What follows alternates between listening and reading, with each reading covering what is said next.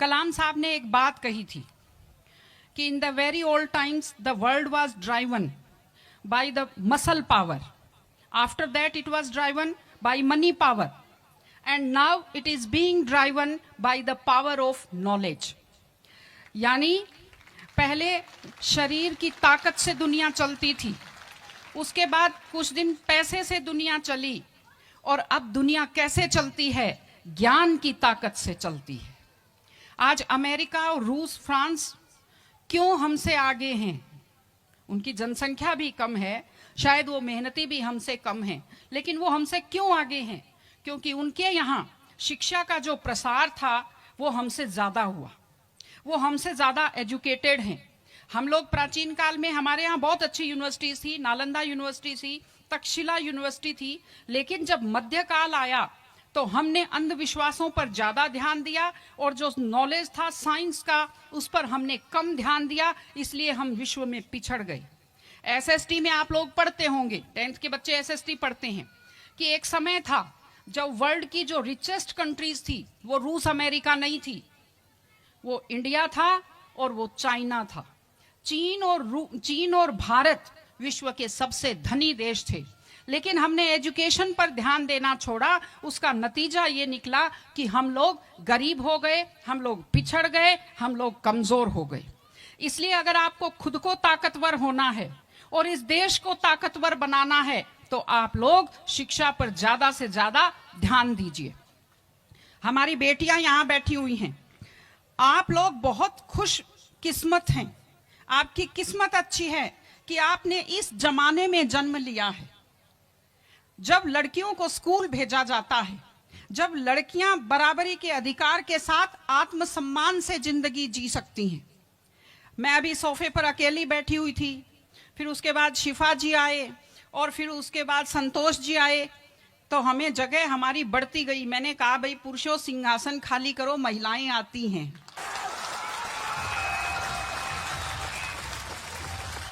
तो आप लोग बहुत खुशकिस्मत हैं। आपकी दादी नानी कितना मेहनत करती थी, सांस नहीं ले पाती थी खुलकर, घूंघट से चेहरा ढककर रखना पड़ता था, जोर से बोल नहीं पाती थी, कानाफूसी में बात करती थी, और आप कितने सम्मान के साथ अपना बैग लेकर के पूरे विश्वास से आप स्कूल आते हो।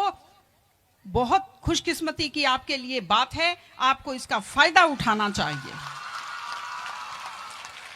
आपको कोशिश करनी चाहिए कि आप एक मजबूत नारी बने, और आपसे मैं कहना चाहती हूं कि आपके ऊपर बहुत विश्वास करते आपके पेरेंट्स आपको घर से बाहर भेजते हैं। अपने माता पिता को हमेशा अपने मन में रखिए। दूसरी चीज आप बच्चों से जो कहना चाहती हूँ, आजकल क्या है, पहले तो घर में बहुत सारे बच्चे होते थे, संयुक्त परिवार होता था, चलते ही कोई सिर में थप्पड़ मार देता था, बच्चों को बुरा नहीं लगता था, टीचर्स की मार खाते रहते थे, हंसते रहते थे। आजकल 1-2 बच्चे होते हैं घर में, बच्चे बहुत सेंसिटिव होते हैं। आप लोगों को जब आपके माता पिता टोकते हैं, आपके टीचर्स टोकते हैं, आपको बुरा लगता है। आपको बुरा नहीं लगना चाहिए, क्योंकि ये वो लोग हैं जो आपकी चिंता करते हैं। मैं आपको एक छोटा सा किस्सा सुनाऊंगी। एक गाय जंगल में चल रही थी, अचानक उसने देखा एक बाघ पीछे दौड़ा। गाय भी भागी जान बचाने के लिए, सामने दलदल था, वो दलदल में थोड़ा चली, वो दलदल में फंस गई। बाघ भी पीछा करता हुआ आया, वो भी दलदल में फंस गया, लेकिन गाय से थोड़ी दूरी पर था, चल नहीं पाया। तो गाय हंसी और उसने बाघ से कहा, बाघ तू तो गया, तू मरेगा। तो बाघ ने कहा, तुम क्या हंस रही हो, तुम भी तो मरोगी दलदल में। उसने कहा, मैं नहीं मरूंगी, देखना। शाम को जब मालिक ने देखा गाय नहीं आई, वो 2-4 लोगों को लेकर आया। जब देखा गाय दलदल में फंसी हुई है, वो रस्से लाया, लकड़ी लाया और गाय को निकालकर बाहर किया। तो गाय ने बाघ को कहा, बाघ तुझे कोई नहीं निकालेगा, मैंने कहा था ना, जिसको संभालने वाले होते हैं वो दलदल में फंसकर नहीं मरता। आपके जो टीचर्स हैं, आपके टीचर्स और आपके पेरेंट्स आपको संभालने वाले हैं। अगर आप उनकी बात मानेंगे, आप डांट के पीछे छुपी हुई उनकी चिंता को आप समझेंगे, तो आप बुराइयों के और गलतियों के दलदल में कभी नहीं फंसेंगे।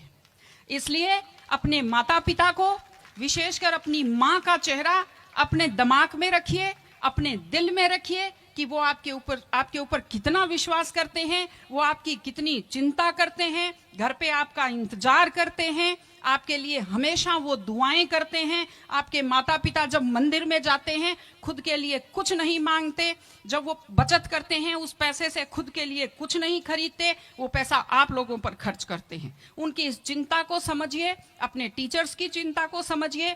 मैं आप सबको बहुत शुभकामनाएं देती हूँ।